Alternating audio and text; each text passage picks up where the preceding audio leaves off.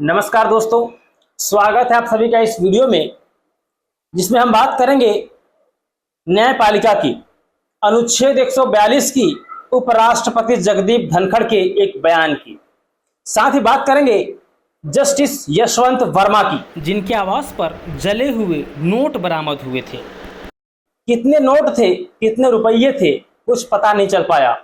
मार्च का महीना था, अप्रैल आ गया, एक महीने का वक्त बीत चुका है। उपराष्ट्रपति जगदीप धनखड़ जी ने न्यायपालिका को लेकर कर बहुत बड़ा बयान दिया। उन्होंने कहा कि भारत की न्यायपालिका के पास अनुच्छेद 142 के रूप में एक मिसाइल मिल गया है, और ये ऐसी मिसाइल है जब उनका मन करता है वो उसे सरकार के ऊपर, राष्ट्रपति के ऊपर दाग देते हैं। अब इससे क्या मतलब है? दरअसल कल माननीय उपराष्ट्रपति जी एक कैरेक्टर में बोल रहे थे।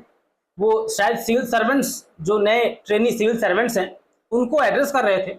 उसी में उन्होंने न्यायपालिका की स्थिति को लेकर काफी गंभीर चिंता व्यक्त की। कुछ बहुत महत्वपूर्ण तथ्य कह डाले। सबसे पहले उन्होंने जस्टिस यशवंत वर्मा के घर बरामद हुए कैश कांड का जिक्र किया। उन्होंने कहा हम तो हैरान थे, इवन किसी को पता तक नहीं चल पाया कि 14 अप्रैल की घटना थी। एक हफ्ते बाद अखबारों में खबर छपी, तब लोगों को मालूम चला। उन्होंने इसको लेकर न्याय व्यवस्था की आलोचना की, कठोर आलोचना की, और कहा कि ये कैसी व्यवस्था है भाई, पूरा देश इस इंतजार में है कि पता तो चले कि कितना कैश बरामद हुआ और उस जांच रिपोर्ट में क्या हुआ। जो माननीय सुप्रीम कोर्ट जांच करवा रहा था, एक महीने का वक्त बीत चुका है। 14 मार्च की घटना थी, आज 18 अप्रैल है, तो वो जांच रिपोर्ट क्या हुआ, जांच हुई कि नहीं हुई, इन सब विषयों पर बोलते हुए उन्होंने भारत की न्याय व्यवस्था पर एक कठोर टिप्पणी कर डाली। उन्होंने कहा कि सुप्रीम कोर्ट राष्ट्रपति को आदेश कैसे दे सकता है। उन्होंने कहा कि अनुच्छेद 142 के रूप में सुप्रीम कोर्ट के पास, न्यायपालिका के पास एक मिसाइल हाथ लग गई उनके, और ये ऐसी मिसाइल है उनका जब मन करता है न्यायाधीशों का सरकार के विरुद्ध इस्तेमाल कर लेते हैं। ये विषय उठा क्यों, ऐसा हुआ क्यों? अभी कुछ दिन पहले की बात है कि जिन राज्यों में गैर बीजेपी की सरकारें हैं, इन राज्यों के राज्यपाल पार्टी के अनुसार कार्य कर रहे हैं, ऐसा ऑब्जर्वेशन सुप्रीम कोर्ट ने किया। ये राज्यपाल कर क्या रहे हैं कि विधानसभा द्वारा पारित प्रस्तावों पर वीटो कर दे रहे हैं। इनके पास वीटो करने के राइट्स नहीं है, फिर भी उन विधेयकों को लटकाए हुए हैं, भटकाए हुए हैं। जो विधेयक विधानसभा से पारित हो चुके हैं उन्हें भी रोक के रखा हुआ है। और इसी के आलोक में सुप्रीम कोर्ट ने टिप्पणी की कि एक समय सीमा होनी चाहिए, समय सीमा निर्धारित होनी चाहिए कि राज्यपाल किसी भी विधेयक को कितने दिन तक रोक सकते हैं। बात कर लेते हैं अनुच्छेद 142 की। अनुच्छेद 142 प्रिंसिपल ऑफ कंप्लीट जस्टिस, संपूर्ण न्याय, ये इसी को संबोधित करता है। बेसिकली यह है कि संपूर्ण न्याय, सुप्रीम कोर्ट के राइट्स हैं, सुप्रीम कोर्ट के बाद ये अधिकार हैं कि उनके पास कोई फरियादी आए तो उसके साथ न्याय हो, संपूर्ण न्याय हो, कंप्लीट जस्टिस हो। और अनुच्छेद 142 उसी का प्रतीक है, उसी का नाम है। इसका मैं आपको एक उदाहरण दे रहा हूं। अयोध्या के राम मंदिर वाले जजमेंट में सुप्रीम कोर्ट ने अनुच्छेद 142 का इस्तेमाल किया। जो मुस्लिम पक्ष को मसाजिद के लिए जमीन दी गई थी, वो कोई नियम नहीं था। जो लैंड था वो मुस्लिम पक्ष हार गया। जो विवादित ढांचा था, जो डिस्प्यूटेड जमीन थी, जहां पर आज राम मंदिर बनकर तैयार हुआ है, वो तो हिंदू पक्ष को मिल गया, लेकिन मुस्लिम पक्ष को कुछ नहीं मिल रहा था। तो संपूर्ण न्याय करने के लिए, कंप्लीट जस्टिस के लिए सुप्रीम कोर्ट ने अनुच्छेद 142 का इस्तेमाल किया और आदेश दिया कि मस्जिद वहां बनेगी और एक निर्धारित भूमि मुस्लिम पक्ष को आवंटित की जाए।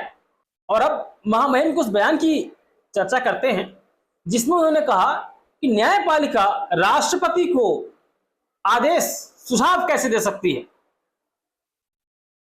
इसका सही जवाब यह है कि न्यायपालिका राष्ट्रपति को कोई आदेश नहीं दे सकती है, और ना ऐसा कभी इतिहास में हुआ है कि न्यायपालिका ने राष्ट्रपति को कोई आदेश दिया हो, या न्यायपालिका ने स्वयं खुद से इनिशिएट करके कोई सुझाव दिया हो राष्ट्रपति को।